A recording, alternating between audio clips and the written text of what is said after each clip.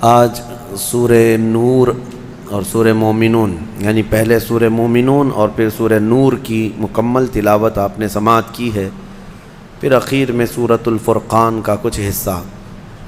سورۃ المومنون مومنوں کے نام سے ایک پوری سورہ ہے، جس کی شروعات ہی اللہ تعالیٰ یوں فرماتا ہے قد افلح المؤمنون، تحقیق کے بے شک ایمان والے کامیاب ہو گئے۔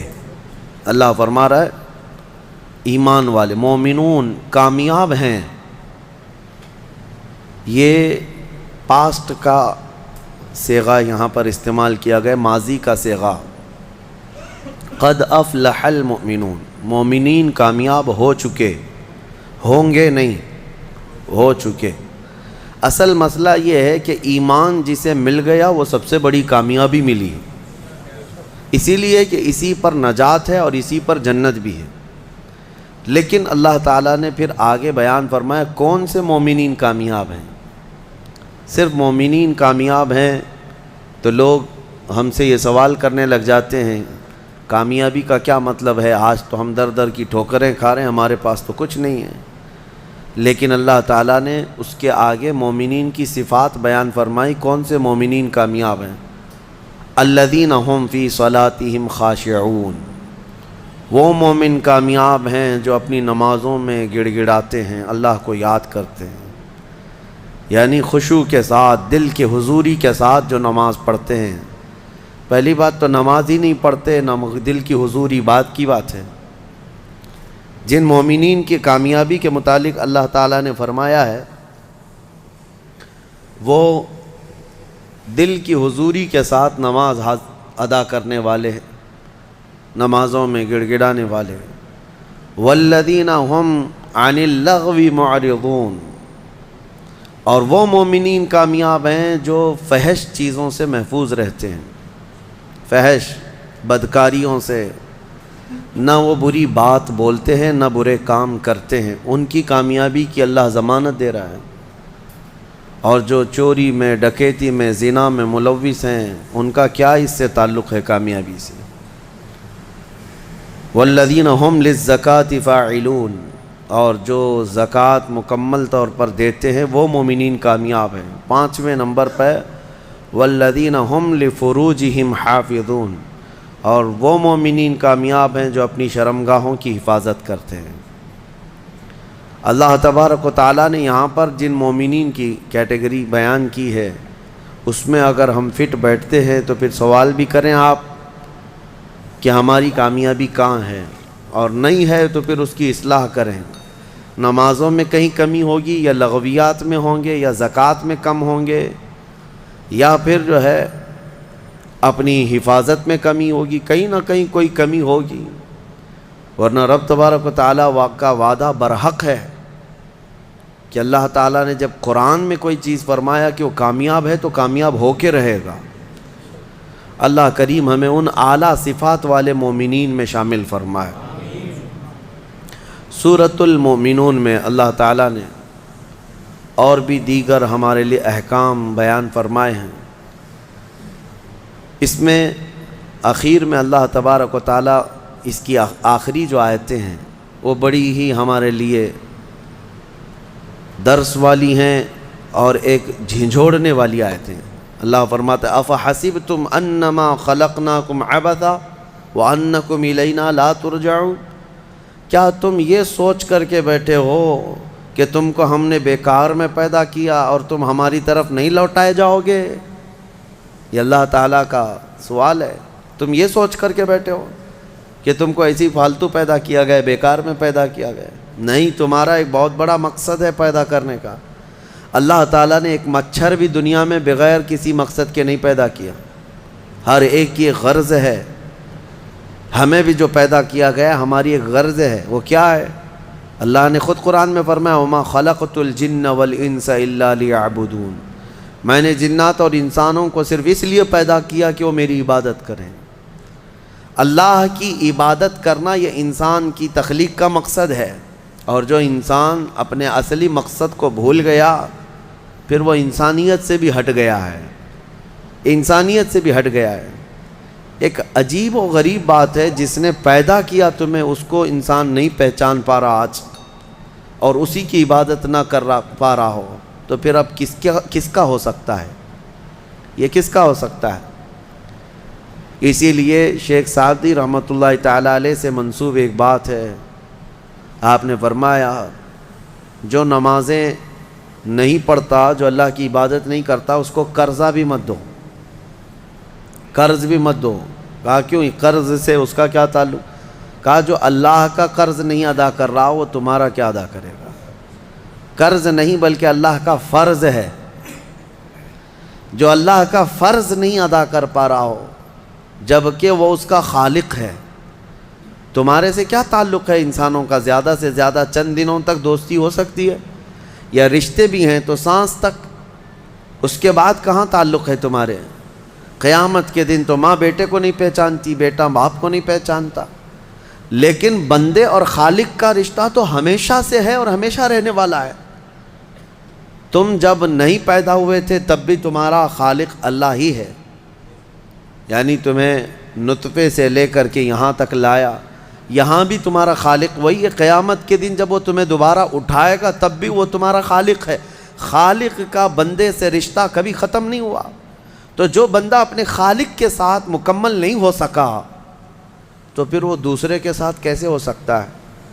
دوسرے کے ساتھ اس کے کیا سلوک ہو سکتے ہیں؟ اسی لیے قرآن میں اللہ فرما رہا ہے کیا تم یہ سوچ کر کے بیٹھے ہو کہ ہم نے تمہیں خالی پیدا کیا ہے، اور کیا تم نہیں لوٹائے جاؤ گے ہماری طرف؟ لائے جاؤ گے، ہر ایک لوٹایا جائے گا، ہر ایک۔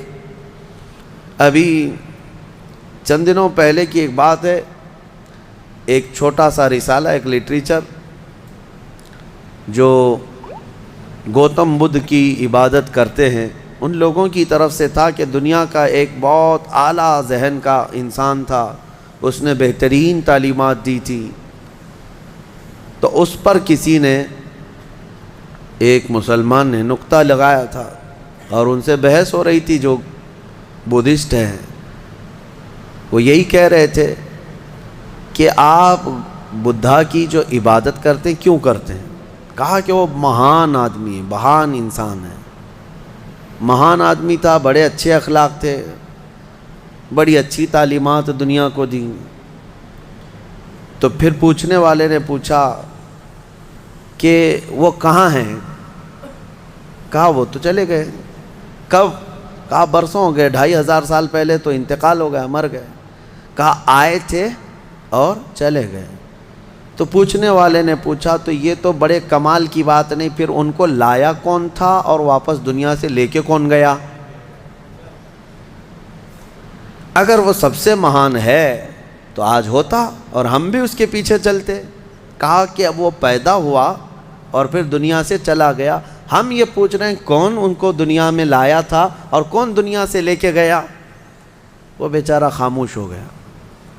اس نے کہا کوئی تو طاقت ہوگی۔ کہا وہی طاقت ہر ایک کو موت کے بعد لوٹائے گی۔ دنیا کا چاہے سب سے بڑی طاقت کا انسان بھی کیوں نہ ہو، اسے موت ہے اور وہ اللہ کی بارگاہ میں لوٹایا جائے گا۔ اسی کو اللہ تعالیٰ فرماتا ہے تم کیا سوچ کر کے بیٹھے ہو کہ تم ہماری طرف نہیں لوٹائے جاؤ گے؟ تم سب کو اللہ کی طرف لوٹ کر کے جانا ہے۔ اس دن کو یاد رکھو، اس دن کو یاد رکھو جب یہ ساری چیزیں دھری کی دھری رہ جائیں گی اور تم آخری سفر پر نکل چکے ہوں گے، اور عجیب و غریب حالت میں ہم جاتے ہیں۔ میرے عزیزو، یہ سارے ہمارے کپڑے، ہماری جائیدادیں، ہماری سواریاں، ہماری گاڑیاں سب رہ جاتی ہیں۔ آج تک آپ نے دیکھا کہ کوئی آدمی جنازے کی بجائے مرسیڈیز میں قبر میں جا رہا ہو؟ نہیں، وہ بھی 4 کندھوں پر بوجھ بن کر کے ہی جا رہا ہے۔ بڑی اعلیٰ قسم کی سواریاں وہ وہیں رہ جاتی ہیں، بڑے عمدہ لباس یہیں رہ جاتے ہیں۔ آخری سفر کا ایک مخصوص لباس ہے، ایک مخصوص انداز ہے، اور ایک مخصوص طریقے سے لے جا کر کے قبر کے حوالے کر کے آ جاتے ہیں۔ اور اسی کو فرمایا گیا ہے کہ جس کو یہ اپنا آخری سفر یاد ہوگا اسے یہ بھی یاد ہوگا کہ میں یہاں کیوں آیا ہوں۔ کبھی آج تک آپ نے اپنے اندر جھانک کر کے پوچھا، کبھی سوچا زندگی میں کبھی ایسا وقت آیا آپ کے، ابھی جیسے مثال کے طور پر مسجد میں آ کر بیٹھے، ابھی میں آپ سے پوچھوں پکڑ کر کے کیوں آئے ہو یہاں پہ مسجد میں، فوراً آپ جواب دیں گے عبادت کے لیے آئے ہو، مسجد کائے کے لیے ہے؟ عشاء کا وقت ہو رہا تھا نماز پڑھنے کے لیے آیا، یا محفل چل رہی تھی محفل میں آ گیا، یہ تو تمہارا مقصد ہے۔ ہر کام کا تمہارا مقصد ہوتا ہے۔ کبھی یہ سوچا میں دنیا میں کیوں آیا، پوری دنیا میں میں کیوں آیا؟ جس نے اس سوال کا جواب حاصل کر لیا وہ معرفت کو پہنچ گیا، جو صحیح طریقے سے اس جواب کو پہنچ گیا وہ اللہ کی معرفت حاصل کر لے گا۔ اسی لیے میرے عزیزو آگے رب تعالیٰ فرماتا ہے أَفَحَسِبْتُمْ أَنَّمَا خَلَقْنَاكُمْ عَبَثًا أَفَحَسِبْتُمْ أَنَّمَا خَلَقْنَاكُمْ عَبَثًا وَأَنَّكُمْ إِلَيْنَا لَا تُرْجَعُونَ۔ حضرت موسیٰ علیہ الصلوۃ والتسلیم کے متعلق ایک بات ملتی ہے، ایک چھپکلی تھی دیوار پر چل رہی تھی، موسیٰ علیہ السلام نے پوچھا مولا اس کا کیا کام ہے، اس کا کیا کام ہے، یہ کیوں پیدا ہوئی ہے؟ چھپکلی کا ضروری نہیں کہ ہر ایک کی حکمت آپ کو معلوم ہو کون دنیا میں کیوں آیا۔ اللہ نے کوئی بھی چیز بغیر فائدے کے نہیں پیدا کی۔ رب تبارک و تعالیٰ نے ارشاد فرمایا موسیٰ تھوڑی دیر پہلے چھپکلی نے مجھ سے پوچھا کہ موسیٰ کو مولا تو نے کیوں پیدا کیا؟ حضرت موسیٰ علیہ السلام کا کیا کیا کام ہے؟ یہ ضروری نہیں کہ مخلوقات کو ایک دوسرے کی حکمتیں معلوم ہوں، ضروری نہیں ہے، لیکن اللہ تعالیٰ عبث بغیر کسی وجہ کے محض کسی کو نہیں پیدا کیا۔ بس اپنے مقصد زندگی کو سمجھو اور فالتو اپنی زندگی کو ضائع مت کرو۔ جو لوگ بیٹھے اسی طرح سے اپنی زندگی کو ضائع کر رہے ہیں ان نوجوانوں کو ایک دن احساس ہو جائے گا کتنی قیمتی چیز دنیا میں ضائع کر دیا انہوں نے، کتنی قیمتی چیز۔ کروڑوں کا معجون ملا کر کے بھی بڑھاپے کو جوان کر کے دکھا دو، یہ گیا وقت پھر ہاتھ آتا نہیں، سدا دور دورہ دکھاتا نہیں۔ آپ جس طرح سے تیزی سے اس دنیا کو کاٹتے ہوئے جا رہے ہیں، میاں ہم تو منٹ منٹ گن رہے ہیں، آج دیکھیں ہم 15 تراویح پڑھ چکے ہیں الحمدللہ، ابھی تو ہم چاند کے انتظار میں تھے۔ یوں ہی وقت آئے گا، اللہ آپ کو سلامت رکھے، ہماری زندگی کا بھروسہ نہیں، اگلا رمضان بھی پھر آپ بیٹھیں گے۔ بہت تیزی سے آپ کی زندگیاں گزرتی جا رہی ہیں، اور اچانک ایک دن اعلان ہو جائے گا فلاں کا بیٹا انتقال کر چکا، جنازے میں حاضر ہو جاؤ۔ یہی زندگی ہے، اسی لیے عبث اپنی زندگی کو ضائع نہ کریں۔ جو زندگی کے لمحات ہیں ان میں کچھ نہ کچھ انویسٹ کر دو تاکہ قیامت کے دن شرمندہ ہونا نہ پڑے، ذلیل ہونا نہ پڑے، رسوا ہونا نہ پڑے۔ بہرحال دوسری سورہ ہم نے جو تلاوت کی ہے سورۃ النور، سورہ نور ہے، اس میں احکام بہت سارے آئے ہیں۔ اس کی شروعات جو ہے وہی بہت ایک سخت ترین گناہ اسلام میں اس کی مذمت میں آئی، زنا۔ اللہ نے قرآن میں جگہ جگہ فرمایا وَلَا تَقْرَبُوا الزِّنَا إِنَّهُ كَانَ فَاحِشَةً وَسَاءَ سَبِيلًا، زنا کے قریب بھی مت جانا۔ اللہ فرماتا ہے بے شک وہ سب سے بری چیز ہے اور سب سے برا راستہ ہے۔ نبی کریم صلی اللہ علیہ وسلم نے فرمایا کہ جب مومن کوئی مسلمان زنا کر رہا ہو تو ایمان کی حالت میں وہ زنا کر ہی نہیں سکتا، یہ بات یاد رکھ لو آپ، ایمان کی حالت میں کوئی زنا نہیں کر سکتا۔ فرمایا گیا جب زنا کر رہا ہو تو اس کا ایمان اٹھا لیا جاتا ہے، ایمان اس کے ساتھ نہیں ہوتا، ایمان اٹھا لیا جاتا ہے۔ ایمان اور زنا جمع ہو ہی نہیں سکتے ایک انسان کے اندر، یہ بہت سخت وعید ہے میرے آقا صلی اللہ علیہ وسلم کی حدیث پاک میں۔ ایمان کی حالت میں زنا نہیں ہوتا، اور جب زنا کر رہا ہوتا ہے تو ایمان نکال لیا جاتا ہے، وہ معلق ہوتا ہے، آسمانوں پر لٹکا ہوتا ہے، اس زنا کے حالت میں اس کے ساتھ ایمان نہیں ہوتا۔ اب جو آیتیں آئی ہیں اللہ فرماتا ہے الزانیۃ والزانی فاجلدوا کل واحد منہما 100 جلدہ، زنا کرنے والے مرد اور زنا کرنے والی عورت کو 100 کوڑے مارو۔ یہ ان کے لیے ہے جو غیر شادی شدہ ہے، اور جو شادی شدہ ہیں ان کے لیے رجم ہے۔ رجم کا مطلب ہے پتھروں سے اتنا مارو کہ وہ ختم ہو جائے، ان کی موت تک انہیں سنگسار کرنا ہوگا۔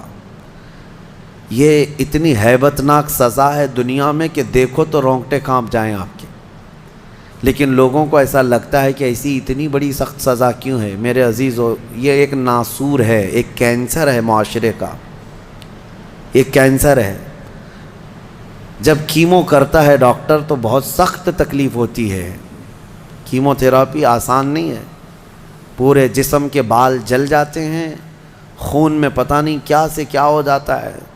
کیوں؟ ایک پھوڑی کہیں پر کینسر کی آئی ہوتی ہے، اس کو ختم کرنے کے لیے پتہ نہیں 10 12 کیمو دیے جاتے ہیں۔ زنا جو ہے پورے معاشرے کا ناسور ہے، کینسر ہے، اور اگر اس پھوڑی کو نہیں ختم کیا گیا تو ہر ایک کے ہاں یہی چیز، یہی پھوڑی ہوگی، یہ وائرس کی طرح پھیلے گا۔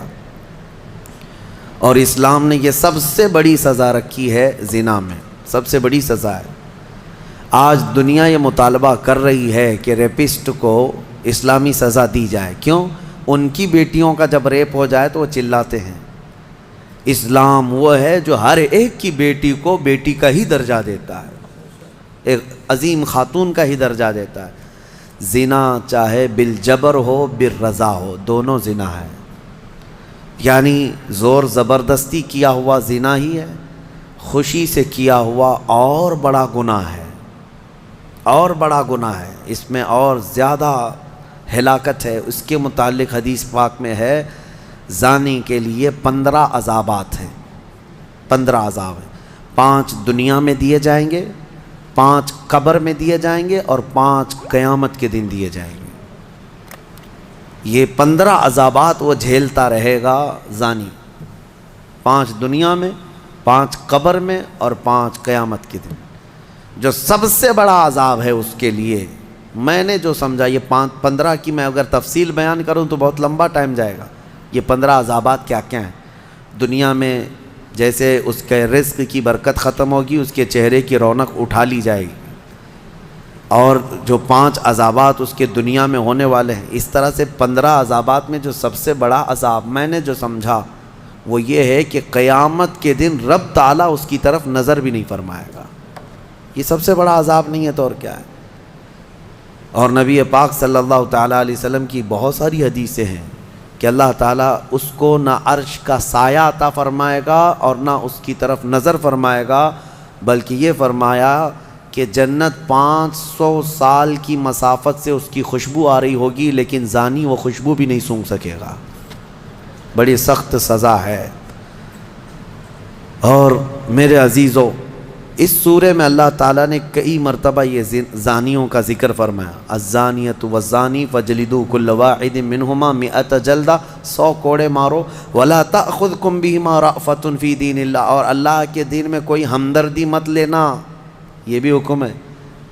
کسی کے ساتھ نرمی مت کرنا، ایسے اگر کسی کے ساتھ ہو گیا ہے تو ان کنتم تؤمنون باللہ والیوم الاخر، اللہ فرما رہا ہے اگر تم اللہ اور آخرت پر ایمان رکھتے ہو تو ذرا برابر بھی نرمی نہ لینا اس پر۔ وہ اور دوسرا ایک اور سخت حکم یہ ہے، وَلْيَشْهَدْ عَذَابَهُمَا طَائِفَةٌ مِّنَ الْمُؤْمِنِينَ، زانی اور زانیہ کو چپکے سے کہیں سزا مت دے دینا، بلکہ اللہ فرما رہا ہے ان دونوں کے عذاب پر پورے مومنوں کو گواہ بناؤ، سب کے سامنے ان کی سزا ہو۔ آپ کو پتہ ہے نبی پاک صلی اللہ تعالیٰ علیہ وسلم کے صحابہ میں حضرت ماعز اسلمی کا نام ملتا ہے، ایک صحابی تھے۔ یہ ایک دن روتے ہوئے بارگاہ رسالت میں آپ صلی اللہ علیہ وسلم میں آئے، کہا آقا مجھ سے گناہ ہو گیا ہے۔ حضور نے فرمایا کیا ہوا؟ کہا کہ میں بتا نہیں سکتا۔ حضور نے پھر پوچھا بتاؤ تو صحیح کیا ہوا ہے؟ کہا بولتا ہوں تو منہ کو کلیجہ آ جاتا ہے، کلیجہ منہ کو آ جائے اس طرح کی چیز ہے میں نہیں کہہ سکتا۔ حضور نے فرمایا بتاؤ ماعز تمہارے لیے ہم ذریعے حل تلاش کر کے بتا دیں؟ انہوں نے کہا یا رسول اللہ مجھ سے زنا ہو گیا ہے۔ اتنا کہنا تھا، نبی پاک صلی اللہ علیہ وسلم نے اپنا چہرہ پھیر لیا، صحابی ہیں حضور کے، خطا ہو گئی میرے آقا، لیکن آیا ہوں آپ کے دربار میں۔ جب حضور نے اپنا چہرہ پھیر لیا، اب بچا کیا تھا؟ اب وہ رونے گڑ گڑانے لگے، قدموں میں گر گئے، اتنا روتے رہے، اتنا روتے رہے۔ اسی کو شاید امام اہل سنت فاضل بریلوی نے ترجمانی میں اشعار میں یوں کہا ہے، یا رسول اللہ تجھ سے جو منہ چھپاؤں تو کروں کس کے سامنے، کیا اور کسی سے توقع نظر کی ہے؟ بد ہیں تو آپ کے، بھلے ہیں تو آپ کے، ٹکڑوں پہ یہیں کے پلے ہیں، رخ کدھر کریں؟ نبی پاک صلی اللہ تعالیٰ علیہ وسلم نے پھر ان کو اٹھایا اور پوچھا، بتاؤ ہوش میں ہو، ہوش و حواس میں کہہ رہے ہو؟ حضور نے جب پوچھا، کہا ہاں میں ہوش و حواس میں کہہ رہا ہوں۔ کہا تمہیں کوئی بیماری، کوئی غشی، کوئی نشہ تو نہیں؟ کہا نہیں، میں ہوش و حواس میں کہہ رہا ہوں۔ 3 مرتبہ جب پوچھا تو انہوں نے اقرار کیا۔ صحابہ سے میرے آقا نے فرمایا، دیکھو ماعز اقراری مجرم ہے، اسلام میں سزا ہے، یہ شادی شدہ ہے، لے جاؤ اس کو سنسار کر دو، سنسار کرو۔ خود میرے آقا صلی اللہ علیہ وسلم سزا میں تو نہیں گئے، صحابہ کے حوالے کر دیا۔ اب وہ مدینے میں ایک پہاڑی ہے جبل انم، وہاں پر لے جایا گیا اور پہاڑ کے اوپر سے ماعز اسلمی کو ڈھکیل دیا گیا۔ وہ لڑکتے ہوئے نیچے آئے، تھوڑا سا، بہت اونچی پہاڑی نہیں ہے وہ، چھوٹی پہاڑی ہے۔ پھر وہاں سے جتنے صحابہ تھے ان سب نے پتھر مارنا شروع کیا، اور سب اتنے پتھر برسائے گئے تھے کہ ماعز اسلمی کی روح نکل گئی، انتقال ہو گیا، زخمی حالت میں تھے۔ جب واپس آئے میرے آقا صلی اللہ علیہ وسلم غمگین تھے۔ اس وقت صحابہ سے پوچھ رہے تھے، بتاؤ ماعز کے ساتھ کیا کیا تم نے؟ کہا حضور سب ان کو سنسار کر رہے تھے۔ ایک صحابی آگے بڑھ کر کہتے، میرے ہاتھ میں اونٹ کی ہڈی تھی، وہ لے کر کے میں نے مارا تو ماعز کی کھوپڑی پر لگ گیا، خون کا فوارہ اچھل کر میرے بدن پہ آیا۔ میں نے یہ کہا یہ کس پاپی کا خون لگ گیا، یہ کس خطا کار کا خون لگ گیا؟ میں کپڑے جھاڑ کر کے باہر آ رہا۔ میرے آقا صلی اللہ تعالیٰ علیہ وسلم کو بڑا غم ہوا، کھڑے ہو گئے، کہا یہ جملہ مت کہو، ماعز نے موت سے پہلے سچی توبہ کر لی۔ سزا تو دینی ہی تھی، اسلامی حکومت ہے تو سزا دی جائے گی، صرف توبہ کافی نہیں ہے۔ توبہ کر لی، لیکن اب اس کے لیے برا جملہ مت کہو۔ میرے آقا نے فرمایا، اللہ تعالیٰ نے ماعز کی سچی توبہ کی وجہ سے جبرائیل کو بھیجا اور یہ فرمایا، یا رسول اللہ آپ کے غلام نے ایسی توبہ کی ہے کہ اس کی توبہ کے عوض اللہ نے پورے مدینے والوں کی گناہ معاف فرمایا، سب کی توبہ کے برابر فرما دیا۔ میرے عزیزو سزا تو دی گئی۔ ایک اور صحابی آئے، وہ بھی آئی تھی بارگاہ رسالت میں آپ صلی اللہ علیہ وسلم میں، کہا کہ مجھ سے خطا ہو گئی ہے، حمل بھی تھا۔ حضور نے فرمایا جاؤ بچے کی ولادت کے بعد آؤ۔ بچہ پیدا ہو گیا، وہ بچہ کو 1 دن 2 دن کا بچہ تھا، وہ لے کر کے حاضر ہو گئی، کہا مجھے پاک کر دیجئے، مجھے پاک کر دیجئے۔ ان صحابہ کو یہ ڈر تھا کہ قیامت کی سزا بہت سخت ہے، دنیا ہی میں لے لو بہتر ہے، بہت عظیم ہے سزا جو قیامت کے متعلق فرمایا گیا۔ وہاں تو ہلکی سزا یہ ہے زنا پر کہ فرشتے لوہے کی سلاخ جو ہوتے ہیں وہ گرما کر کے ان کی شرمگاہوں پر مار رہے ہوں گے، اور ان کی شرمگاہوں سے جو پیپ نکل رہا ہوگا محشر کے دن، فرمایا کہ ان کی بدبو سے پورے محشر والے کانپ رہے ہوں گے۔ زانیوں کی جو ہلکی سزا ہے، پھر جہنم کی سزا کا تو کیا شمار ہی نہیں۔ لیکن یہ صحابیہ آئیں، کہا کہ حضور نے فرمایا بچہ ہونے کے بعد، اور بچہ لے کر کے پھر آئی۔ حضور نے فرمایا ابھی تو پیدا ہوا بچہ، اس کا حق ہے، اس کو جاؤ دودھ پلا کے آؤ۔ حضور پاک صلی اللہ علیہ وسلم کے پاس سے وہ گئیں، 2 سال تک دودھ پلایا، اور پھر جب بچہ تھوڑا بہت چلنے پھرنے لگ گیا، غلط صحیح کو پہچاننے لگ گیا، تو آئی حضور کی بارگاہ میں، کہا یا رسول اللہ اب میرا بچہ میرے بغیر رہ سکتا ہے، یہ صحیح غلط کو پہچاننے لگ گیا، اب دودھ بھی چھوڑ چکا ہے، مجھے پاک کی کریں۔ وہ کیسی خواتین تھیں اس وقت بھی، چاہتے تو بہانے بنا لیتے، میں نے کیا ہی نہیں، خود اقرار کر کے انہیں پاک ہونا ہے۔ اللہ کی بارگاہ میں یہ عیب اور یہ دھبا لے کر نہیں جانا چاہتا۔ پھر ان کے سنسار کا بھی حکم دیا گیا۔ اس خاتون پر بھی سنگساری ہوئی، یہاں تک کہ ان کی موت واقع ہو گئی۔ میرے عزیز و اسلام میں بڑی عظیم سزائیں ہیں، صرف میں یہ دنیاوی سزا آپ کو سنا رہا ہوں، اس سے گیس کر سکتا ہے آدمی دنیا میں جو ہائیسٹ سزا ہے اسلام میں وہ زنا پر ہے، لیکن یہ بھی کہا گیا ہے کہ یہ صرف اور صرف 100 میں سے 99 حصہ بھی اس کا یہاں سزا نہیں دی جا رہی، باقی 99 درجے زیادہ حشر کے دن اس کی سزا ہے۔ اگر وہ توبہ کے بغیر مر گیا، اگر وہ پاک ہوئے بغیر مر گیا، اس سے 100 گنا 99 گنا زیادہ جو یہاں دنیا میں سزا دی جا رہی، اس کا 99 درجے زیادہ حشر کے دن وہ سزا پائے گا۔ اسی لیے وہ دن یاد کر کے ہی جان پگھل جاتی ہے، جسم تھر تھر کانپنے لگتا ہے، وہ قیامت کا منظر۔ اللہ کریم ہمیں ان تمام برے فواحشات سے محفوظ فرمائے۔ اس سورہ میں اللہ تعالیٰ نے فرمایا یا ایھا الذین آمنوا لا تدخلوا بیوتا غیر بیوتکم حتی تستأنسوا وتسلموا علی اہلہا، اے ایمان والو دوسروں کے گھروں میں ڈائریکٹ ایسے داخل مت ہو جاؤ جب تک کہ تم سلام نہ کر لو، یہ تمہارے لیے بہتر ہے۔ گھر میں جانے کے آداب میرا مولا سکھا رہا ہے، ڈائریکٹ گھس نہ جانا کسی کے گھر میں، سلام کرو پہلے، اور آگے پوچھ رہے ہیں، آگے کی باتیں بتاتا ہوں۔ دروازے پر کھڑے ہو کر کے دستک دو، 3 مرتبہ دستک دینا ہے، اگر 3 بار میں بھی جواب نہیں آیا تو فرمایا گیا واپس پلٹ جاؤ، اس کے پیچھے نہ لگ جاؤ۔ وَإِن قِيلَ لَكُمُ ارْجِعُوا فَارْجِعُوا، اگر کہہ دیا جائے کہ لوٹ جاؤ تو لوٹ جاؤ، اور لوٹ جانے کے لیے کچھ جگہ پر کہا جاتا ہے اور کچھ جگہ اشارے مل جاتے ہیں۔ جواب نہیں آ رہا ہے گھر کے اندر سے تو وہاں سے نکل جانا چاہیے۔ آگے آیت میں ہے لیس علیکم جناح ان تدخلوا بیوتا غیر مسکونۃ فیہا ومتاع لکم، ہاں ایسا کوئی گھر ہے جس میں کوئی رہتا ہی نہیں ہے تو اس گھر میں ایسی بغیر کسی کو سلام کیے ایسی داخل ہو گئے تو اللہ فرما رہا ہے کوئی گناہ نہیں ہے۔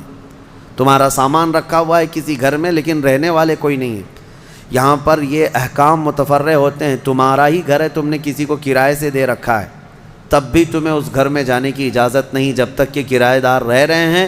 باہر سے سلام کرو، اور سلام کرنے کے اہل نہیں ہیں تو دستک دو۔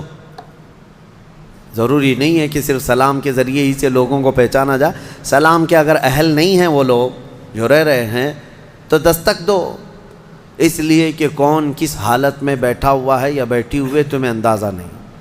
یہاں تک کہ حکم یہ ہے کہ دروازے پر دستک دے کر کے دروازے کے بالکل سامنے کھڑا ہونا بھی یہ درست نہیں، بلکہ فرمایا گیا دائیں جانب ہو جاؤ یا بائیں جانب ہو جاؤ، اس لیے کہ اگر کوئی خاتون دروازہ کھولے تو تمہارا آمنا سامنا نہ ہو جائے، یہ اسلام ہے۔ اور آگے اس کے فوراً آیت آتی ہے اے محبوب آپ فرما دیں مومنین سے یغضوا من ابصارہم ویحفظوا فروجہم، اپنی آنکھیں نیچی رکھیں، اپنی شرمگاہوں کی حفاظت کریں۔ زنا کی ابتدا آنکھوں سے شروع ہوتی ہے، آنکھوں سے ہوتی ہے، اور اللہ تعالیٰ نے وہیں پر بند باندھ دیا، نہ تمہاری آنکھیں بہکیں نہ تمہارے باقی کے اعضاء بہکیں، تم اپنی آنکھوں کی حفاظت کرو۔ نہ دیکھا ہوتا تو جسم کے اندر جذبات نہیں آتے، جسم کے اندر یہ خواہشات نہیں آتے، یہ فواحشات نہیں آتے۔ اسی لیے فرمایا گیا النظرۃ سہم من سہام الشیطان، نظر جو ہے شیطان کے تیروں میں سے ایک تیر ہے، چاہے عورت تمہیں دیکھ رہی ہو یا تم عورت کو دیکھ رہے ہو، یہ نظر جو ہے شیطان کا تیر ہے۔ عورتوں کو ہم پردے کیا حکم کیوں کہتے ہیں؟ اس لیے کہ بہتوں کی نظروں میں زہر ہوتا ہے، اور جیسی ہی وہ نظر ڈالتے ہیں ان کے جسم پر آ کر کے وہ نظر تیر لگتا ہے، عورت کے اندر وہ بری نظر کے اثرات پیدا ہو کر کے بری خواہشات پیدا ہو جاتے ہیں۔ اسی لیے عورتوں کو کہا گیا کہ وہ اپنی حفاظت کریں، پردے میں رہیں۔ مرد حضرات کے لیے بھی حکم ہے کہ وہ اپنی آنکھیں نیچی رکھیں۔ تم نے اگر آنکھوں کو آوارہ چھوڑ دیا تو یہ آنکھیں تمہیں زنا تک لے جائیں گی۔ یہاں نظروں کی حفاظت بہت ضروری ہے، بہت ضروری ہے میرے عزیزو، یہاں تک کہ حدیث پاک میں ہے اگر کسی نے کسی کے گھر میں نظر ڈالی اور گھر والے کو یہ برا لگا تو گھر والے کو اجازت ہے کہ وہ پتھر اٹھائے اور اس کی آنکھ پھوڑ دے، اللہ اس سے مواخذہ نہیں فرمائے گا۔ کتنی بڑی بات ہے، کتنی بڑی بات ہے۔ اگر گھر والے نے آنکھ پھوڑ دیا تو اللہ اس کا مواخذہ نہیں فرمائے گا۔ کیوں؟ گھروں کی عزت کے لیے اللہ تعالیٰ نے اتنے سخت طریقے سے قوانین بنائے۔ اسلام جو ہے سوسائٹی چاہتا ہے، یہ نہیں ہے کہ یہ یورپ امریکہ کی طرح عیاشی، کوئی کسی کے ساتھ کوئی کسی کے ساتھ، کون کس کا بچہ ہے کون کس کا باپ ہے پتہ ہی نہیں۔ اسلام میں نسب اور نسل کا بہت زیادہ اہتمام ہے، بہت زیادہ اہتمام ہے۔ جن 5 چیزوں کی حفاظت فرض ہے ہر مسلمان پر، اس میں نسب کی حفاظت بھی فرض ہے۔ سب سے پہلی چیز جو مسلمان پر فرض ہے وہ جان کی حفاظت ہے، اور ان 5 چیزوں کو پھر کبھی میں عرض کروں گا، 5 چیزوں کی حفاظت ہر مسلمان پر فرض ہے۔ اس میں جان کی حفاظت، اپنی عزت کی حفاظت اور اپنے نسب کی حفاظت فرض ہے۔ اپنے نسب کی حفاظت یہ نہیں ہے، یہی تو معاملات ہیں۔ کسی عورت کو آپ نے طلاق دے دیا، تمہاری عورت تو نہیں ہے، عدت کے کیا معاملات ہیں؟ یہ عدت کیوں رکھی گئی؟ ارے ادھر طلاق دی ہے، دوسرے دن وہ کسی اور سے نکاح کر لیتی؟ نہیں نا، عورت کے 3 حیض آنے تک انتظار کرو، دوسرے آدمی کو نکاح کرنا ہے۔ کیوں؟ اس لیے کہ پہلے آدمی کا اگر ذرا برابر بھی نطفہ باقی رہ گیا طلاق کے وقت، تو پھر اس عورت سے دوسرا مرد نکاح کر لیا تو پھر 2 مردوں کا نطفہ ایک عورت کے اندر جائے گا تو نسب میں خلط ملط ہو جائے گا، کس کا بچہ ہے پتہ نہیں چلے گا۔ عورت کو پورا پاک ہو جانے دو، کلین ہو جانے دو، تاکہ دوسرا کوئی نکاح کر رہا ہے تو یہ ثابت ہو جائے کہ یہ اس کے بعد اگر بچہ ہوگا تو یہ اسی مرد کا ہوگا۔ سائنس بھی اس بات کو تسلیم کرتی ہے کہ اگر پہلے مرد کا کوئی نطفہ یا کوئی ذرہ بھی باقی رہ گیا ہے تو عورت کو اگر 3 حیض کنٹینیو آ گئے ہیں تو سمجھ لو کہ اس کے اندر کوئی نطفہ باقی نہیں رہا، صاف ہو چکی عورت۔ اور اگر نطفہ ہوتا تو حیض نہیں آتے، حمل قرار پاتا، حمل ٹھہر جاتا، حیض نہیں آتا حمل کے دنوں میں۔ یہ اسلام ہے جو نسب کی حفاظت کر رہا ہے۔ اسی لیے نظروں کی حفاظت کرو اور اپنی شرمگاہوں کی حفاظت کرو۔ اس بے راہ روی کے دور میں، اس فتنے کے دور میں مسلمانوں، گھڑی گھڑی میں آپ کو یہ تنبیہ کر رہا ہوں کہ شیطان کا سب سے بڑا حربہ یہی ہے کہ وہ مسلمان کو زنا کے راستے پر ڈال دیتا ہے، اور اس لیے کہ سب سے آسان دوزخ کا راستہ یہی ہے۔ ہر مرد اور ہر عورت کے اندر خواہشات ہیں، ہر مرد ہر عورت کے اندر نفس ہے، اور وہ اس کام میں آسانی سے آ جاتا ہے۔ میں سمجھتا ہوں پوری دنیا میں الحمدللہ سب سے زیادہ زنا پر کنٹرول اگر کوئی کرتا ہے تو میرے مصطفیٰ کا غلام ہی ہو سکتا ہے مسلمانوں کے اندر، الحمدللہ۔ ہاں، جو بے راہ رو ہو چکے ہیں، جو بھٹک چکے ہیں راستہ، اور جن کو اپنے نبی پاک سے کوئی واسطہ ہی نہیں، میرا ان سے کوئی کلام بھی نہیں، میرا ان سے کوئی خطاب بھی نہیں، میں سمجھتا ہوں دنیا میں، ارے وہ کرسچین جو میری کی قسم کھاتے ہیں اور پتہ نہیں کرسمس میں کتنی میریوں کی عزت لوٹ لیتے ہیں۔ ہاں، پاکیزہ مریم کی قسم کھاتے ہیں نا، ہاں وہ جو ہے میری حضرت بی بی مریم کو کہتے ہیں جو سب سے پاکیزہ عورت ہے۔ اگر سب سے پاکیزہ خاتون پر ان کا ایمان ہے تو پھر یہ کرسمس میں ہوتا کیا ہے؟ پتہ نہیں کتنی عورتیں اس دن زنا کی شکار ہو جاتی ہیں۔ تو یہ میری کی قسم اٹھانے والے ہی میریوں کو لوٹ لیتے ہیں۔ اسلام یہ نہیں ہے۔ اسلام میں نہ مسلمان خاتون کو نہ ہی غیر مسلم خاتون کو تمہیں نظر بھر کر کے دیکھنے کی اجازت ہے۔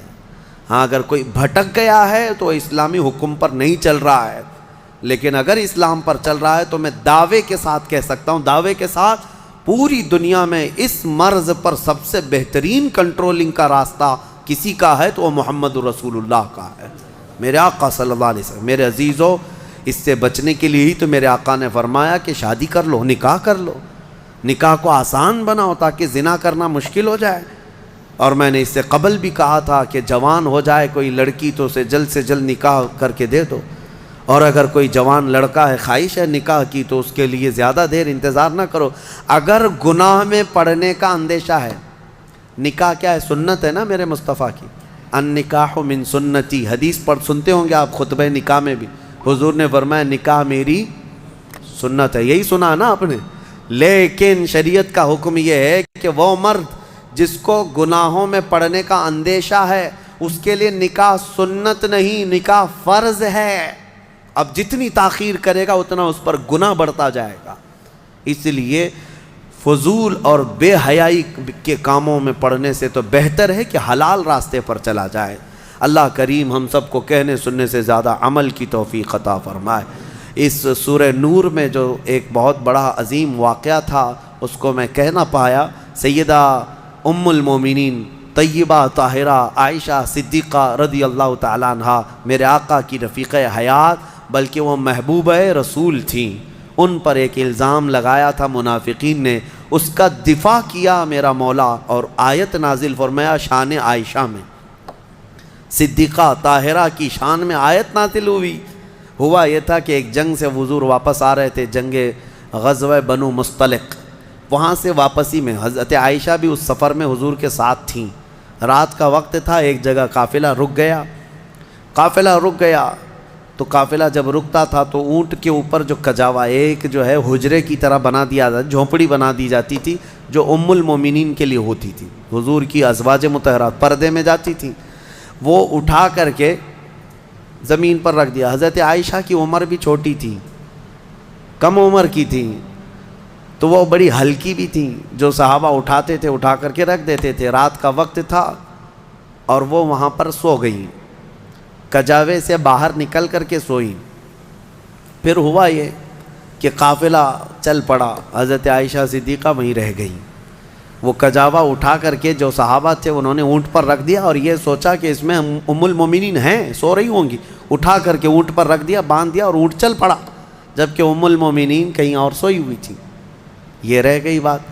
اب قافلہ مدینے کی طرف رواں دواں تھا، پیچھے سے قانون یہ تھا قافلے میں ایک صحابی بہت پیچھے چلتے تھے کہ قافلے سے چھوٹا ہوا کوئی سامان ہو تو وہ اٹھا کر کے لے کے آ جاتے تھے، کسی کا کچھ بھی رہ جاتا تو وہ حضرت صفوان ایک صحابی تھے، وہ پیچھے چلے آ رہے تھے، انہوں نے دیکھا ام المومنین عائشہ صدیقہ اکیلی تھیں، انہوں نے دیکھتے ہی کہا یہ کیا ہے، انا للہ و انا الیہ راجعون، کیا ہوا ہے؟ انہوں نے اپنا چہرہ پھیر لیا اور ام المومنین نے پردہ کر لیا۔ ام المومنین کہنے لگیں کہ قافلہ چلا گیا اور میں رہ گئی، نیند میں تھی۔ انہوں نے کہا ان کے ساتھ جو اونٹنی تھی اس پر ام المومنین کو سوار کیا اور نکیل پکڑ کر کے چلتے رہے۔ اب جب مدینے آئے تو بدمعاش قسم کے اوباش قسم کے ذلیل منافقین نے ام المومنین پر یہ تہمت لگانا شروع کیا کہ محمد رسول اللہ کی بیوی کسی اور مرد کے ساتھ چلی گئی تھی، نعوذ باللہ۔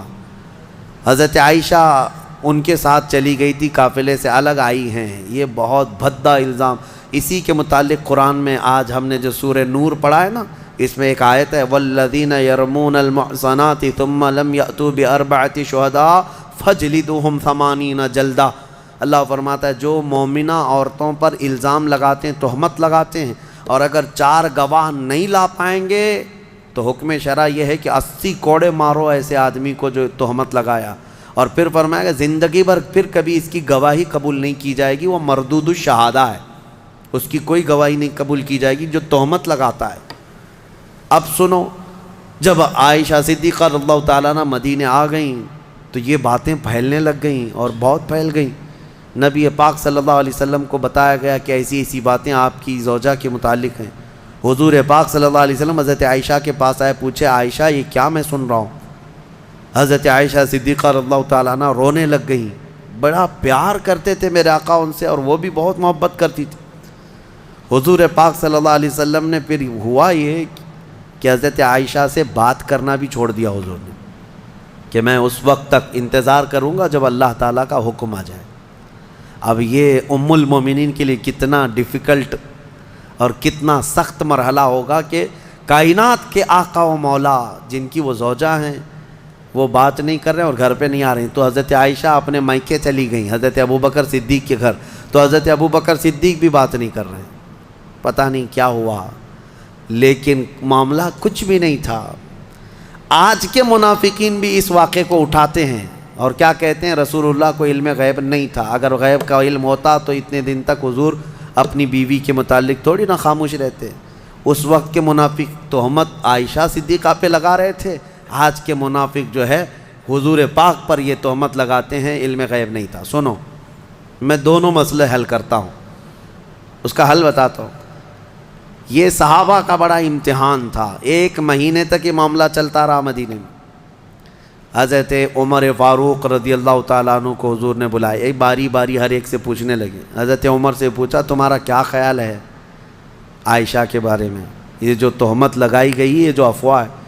حضرت عمر نے کیا ایمان کا جواب دیا، کہتے ہیں یا رسول اللہ صلی اللہ علیہ وسلم، رب ذوالجلال آپ کے جسم پر مکھی بیٹھنے نہیں دیتا، اگر عائشہ ناپاک ہوتی تو آپ کے گھر کے لیے کیسے قبول کرتا؟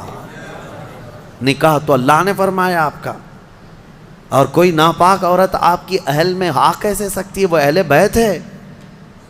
یہ حضرت عمر کا جواب تھا۔ سیدنا عثمان ابن عفان نے بھی ایسا ہی عشق کا جواب دیا، کہا کہ جس کا سایہ زمین پر نہیں پڑتا اس کی بیوی بدکار کیسے ہو سکتی؟ اللہ تبارک و تعالیٰ نے محفوظ رکھا۔ اب جو خواتین صحابیات تھیں ان کو بھی حضور بلانے لگے، پوچھنے لگے عائشہ کے بارے میں کیا خیال۔ یہ در حقیقت ہے کہ امتحان چل رہا تھا۔ وہاں جو منافق تھے وہ تو کہنے لگے، جب منافق کون تھے؟ بظاہر وہ مسلمان ہی تھے، حضور کے پیچھے نماز پڑھتے تھے، بڑی بڑی باتیں کرتے تھے، لیکن اندر کیا تھا وہ کیا ہے؟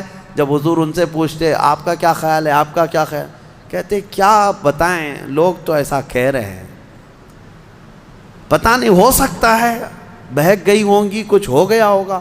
یہ منافقین کے جوابات تھے، یہ منافقین کے جوابات ہیں۔ ایسے بہت سارے لوگ ہیں، ہم کو تو نہیں معلوم لوگ، لیکن لوگ کہہ رہے ہیں ایسا ہوگا۔ یہ جلانے والا جواب ہوتا ہے، آج بھی ہوتے ہیں اس طرح کے جوابات، ان کو کانفیڈنس کے ساتھ کہنا نہیں ہوتا ہے۔ اب جو خواتین تھیں ان سے پوچھا گیا تو وہ تو کہنے لگی یا رسول اللہ صلی اللہ علیہ وسلم، عائشہ اتنی چھوٹی ہے کہ وہ آٹا گوندتے گوندتے سو جاتی ہے، روٹی کب پکتی ہے اسے پتہ نہیں ہوتی، تو یہ اونگ آ گئی ہوگی، سو گئی ہوگی، اور اس کا میلان کبھی کسی مرد کی طرف ہم نے نہیں دیکھا۔ کھیلنے والی خاتون ہے حضرت عائشہ۔ نبی پاک صلی اللہ تعالیٰ علیہ وسلم نے یہ سب سے پوچھا، اس کے بعد مہینہ بھر گزرنے کو تھا، آیتیں نازل ہو گئی۔ سورہ نور میں اللہ تعالیٰ نے پوری برات ظاہر فرمائی، ارشاد فرمایا بے شک وہ لوگ جو الزام لگاتے ہیں بغیر کسی سبب کے وہ بڑے ظالم ہیں۔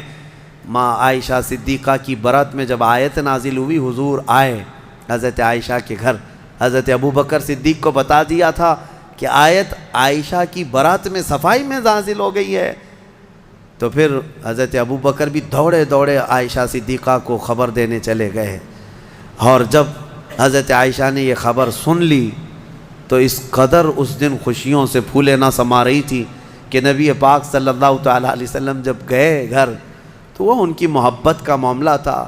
حضور ان سے بات کر رہے تھے تو حضرت عائشہ حضور کے سامنے نہیں آ رہی تھی، کہا نہیں میں پہلے آپ سے نہیں بات کروں گی، میں پہلے اس مولا کا سجدہ ادا کروں گی جس نے میری برات کا اظہار فرمایا۔ حضور پاک صلی اللہ تعالیٰ علیہ وسلم نے یہ نہیں فرمائی، یہ محبت میں انہوں نے کیا تھا، یہ ان کے جذبات تھے۔ حضور پاک صلی اللہ علیہ وسلم مسکراتے اور فرماتے عائشہ میں تجھے پہچانتا ہوں جب تو خوشی میں ہوتی ہے اور جب تو غصے میں ہوتی ہے، دونوں چیزیں میں پہچان لیتا ہوں۔ حضرت عائشہ کا معاملہ تھا اسے، تو وہ پوچھتی ہیں آپ کو کیسے پتہ چلتا ہے میں کب غصے میں ہوتی ہوں اور کب خوشی میں؟ تو حضور فرماتے ہیں جب تو خوشی میں ہوتی ہے تو قسم کھاتی ہے نا کسی بھی بات پر، تو کہتی ہیں وہ رب محمد، محمد کے رب کی قسم، ایسا ہی تھا، اور جب غصے میں ہوتی ہے تو کہتی ہے وہ رب ابراہیم، ابراہیم علیہ السلام کے رب کی قسم، ایسا ہی تھا۔ حضور فرماتے ہیں میں اچھی طرح سے جانتا ہوں کب تمہارا موڈ کیسا ہے۔ بہرحال ماں عائشہ صدیقہ رضی اللہ تعالیٰ عنہا کے یعنی طہارت پر اللہ تعالیٰ نے آیتیں نازل فرمائی۔ جو دوسرا مسئلہ ہے وہ میں عرض کیے دیتا ہوں۔ آج کے جو منافق ہیں یہ جو کہتے ہیں حضور کو اگر علم غیب تھا تو اپنی بیوی کی برات پہلے ہی کیوں نہیں بیان کر دی؟ اتنے دن تک مدینے میں کنفیوژن کے شکار سب لوگ بھی تھے، کیوں ایسا رہا؟ یہ کہتے ہیں حضور کو علم غیب نہیں تھا۔ ان ظالموں کو یہ پتہ نہیں جو رسول مکہ میں مدینے میں بیٹھ کر مکہ کے تمام لوگوں کے احوال کی خبر دے رہے ہوں، لیکن کچھ معاملات ہوتے ہیں، کچھ معاملات ہوتے ہیں۔ امتحانات یوں ہی نہیں لیے جاتے. اگر آپ کے پاس سوال پرچہ آ گیا ایگزام میں اور بنایا کس نے ہے؟ بنایا کس نے ہے؟ آپ کے ٹیچر نے. جو پڑھانے والا ٹیچر نے بنایا. لیکن ایگزام لے کر کے آپ لکھنے کے لیے بیٹھے ہیں. ٹیچر ہی اگر آپ کی وہ گارڈنگ کے لیے آئے یا پھر وہ دیکھ بھال کے لیے آئے, نگرانی کے لیے, آپ پوچھ لینا اس سے ایک سوال, سر اس کا جواب بتا دو. کیا وہ ایگزام ہال میں بتائے گا؟ کہے گا نہیں میں معلوم نہیں ہے. معلوم نہیں ہے مطلب اس کو معلوم ہے لیکن تیرا امتحان چل رہا ہے. امتحان کس کام کا ہے؟ بنایا ہے پرچہ اسی نے, امتحان وہی لے رہا ہے, لیکن وہ کچھ سوالات کے جوابات نہیں دیتا تو اس کا مطلب یہ نہیں ہے کہ اس کو علم نہیں ہے. علم ہے لیکن تیرا امتحان چل رہا ہے. آپ کو پتہ ہے ایسا معاملہ ابھی سورہ یوسف میں گزر چکا. حضرت یوسف علیہ السلام نے کیا کیا تھا؟ یوسف علیہ السلام کے جب بھائی آئے تھے غلہ لینے کے لیے, ان کے چھوٹے بھائی بنیامین, ان کے تھیلے میں انہوں نے کھٹوری ڈال دی تھی, پتہ ہے نا. اور اس کے بعد کیا کیا؟ اعلان کروا دیا شاہی خزانے کی کھٹوری چوری ہو گئی, ڈھونڈو کس کے اس میں ہے, ڈھونڈو. حضرت یوسف علیہ السلام نے اعلان کروا دیا تھا اور سب کے غلے ڈھونڈتے جائے.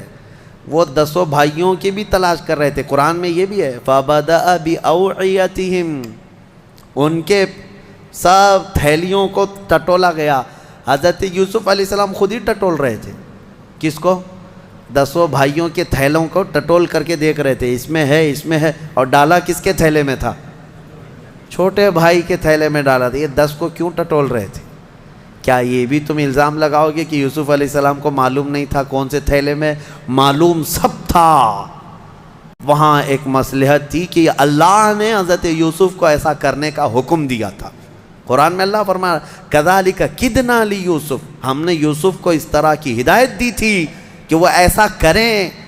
تو وہاں حضرت یوسف علیہ السلام کے بارے میں یہ مانتے ہو اللہ نے ان کو ایسا کرنے کا حکم دیا تھا, تو پھر یہ غزوہ بنی مستلق کے بعد والے واقعے میں, ام المومنین کے واقعے میں یہ کیوں نہیں تسلیم کرتے کہ میرے آقا کو 1 مہینے تک اللہ نے خود ہی یہ فرمایا تھا کہ محبوب آپ کے سارے آس پاس آنے والوں کا امتحان ہو جائے, جو ایمان والا ہو ان حالات میں بھی میرے مصطفیٰ کی بڑائی بیان کرے گا, اور جو منافق ہے وہ چن چن کر کے برائیاں پیدا کرنے کی کوشش کرے گا.